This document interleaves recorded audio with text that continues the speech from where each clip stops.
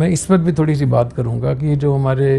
مجمع بنانے سے اتنا زبردست ہمارا بائیکاٹ ہوا ہے جی، میں تھوڑی سی تاریخ بتا دیتا ہوں کہ دارالعلوم ٹنڈو اور لیار سے کتنے حضرات گئے، پھر دارالعلوم ٹنڈو اور لیار سے دارالعلوم کراچی بنا، جامعۃ العلوم اسلامیہ بنوری ٹاؤن بنا، پھر جامعہ فاروقیہ بنا، پھر دارالفتاء والارشاد اور جامعہ رشید بنا، پھر بنوری ٹاؤن سے جامعہ بنوریہ بنا، اور جامعہ فاروقیہ سے مولانا منظور محگل صاحب کا مدرسہ بنا، مولانا یوسف کشمیری صاحب کا مدرسہ بنا، پھر وہاں سے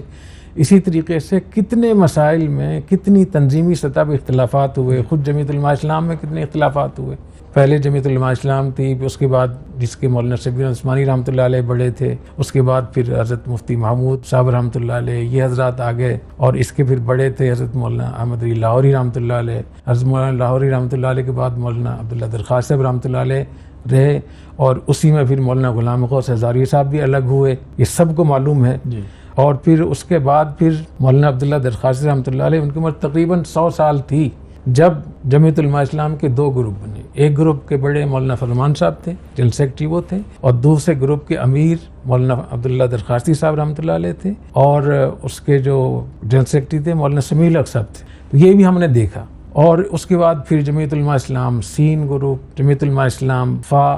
جمعیت علماء اسلام قاف، جمعیت علماء اسلام نون، جمعیت علماء اسلام حقیقی گروپ، جمعیت علماء اسلام سینئر گروپ جو مولانا صاحبزادہ عبدالرحیم نقشبندی صاحب رحمۃ اللہ علیہ تھے۔ تو کتنے مواقع پہ مختلف ادارے بنے، مختلف جماعتیں بنی، مختلف تنظیمیں بنی، خود اس کو دیکھ لیں، ختم نبوت کو دیکھ لیں، کتنے اس کے حصے بن گئے۔ اس سب میں کبھی بھی ایسا بائیکاٹ نہیں ہوا جیسے ہمارا بائیکاٹ ہوا ہے۔ تو مجھے ایک بہت زیادہ اس پہ سوال کھڑا رہتا ہے میرے سامنے، میں ایک گلہ رکھتا ہوں کہ میں تو آپ ہی کا بچہ تھا، آپ ہی کے مدرسے کا تھا، اور میں نے کوئی بھی ایسی کام نہیں کیا تھا جو کام الگ سے میں نے مجمع علوم اسلامیہ بنانے کا کیا تھا۔ اس وقت میں نے تمام بڑے حضرات کو خطوط بھی لکھے، 10 وجوہ لکھی کہ اس وجہ سے میں مجمع کو الگ میں کرنا چاہ رہا ہوں، ہمارا تعلیمی نظام ہماری مجبوری ہے، وہ ہم نے لکھ کر بھی دی۔ میں نے الگ الگ تقریباً سب سے ٹیلی فون سے بالمشافہ بھی بات کی، سب نے مجھ سے کہا کہ ہم آپ کو وفاق سے نہیں نکالیں گے، وفاق کے اندر ہی مجمع کو رکھیں، یہ باقاعدہ مجھ سے کہا گیا۔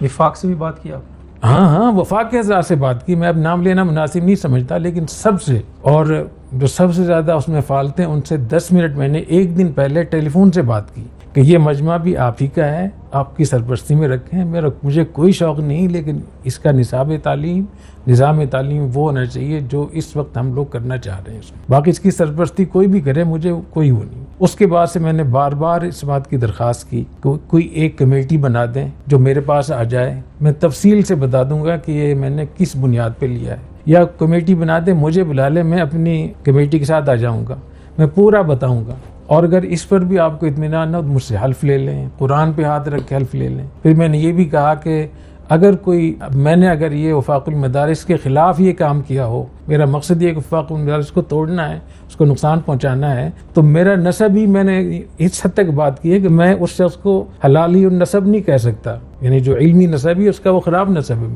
تو یہاں تک میں نے بات کر دی۔ پھر میں نے یہ بھی کہا اور کھلم کھلا کہا کہ مجھے حرم شریف میں لے جائیں، بیت اللہ کے سامنے کھڑا کر کے وہاں مجھ سے حلف لے لیں، اور اگر اس پر بھی نہ ہو تو مجھے معاہدہ شریف میں لے جائیں، وہاں جا کر کون ایسی بات کر سکتا ہے۔ تو اس کے باوجود اتنا بڑا بائیکاٹ اتنے بڑے پیمانے پر، تو یہ مجھے بہت حیرت میں ڈالتا ہے، اور میں ظاہر ہے کہ گلہ اور شکوہ تو اپنوں سے ہوتا ہے، تو میں ایک گلہ رکھتا ہوں، ایک شکوہ رکھتا ہوں اپنے بڑوں سے، اپنے بڑے حضرات سے، اور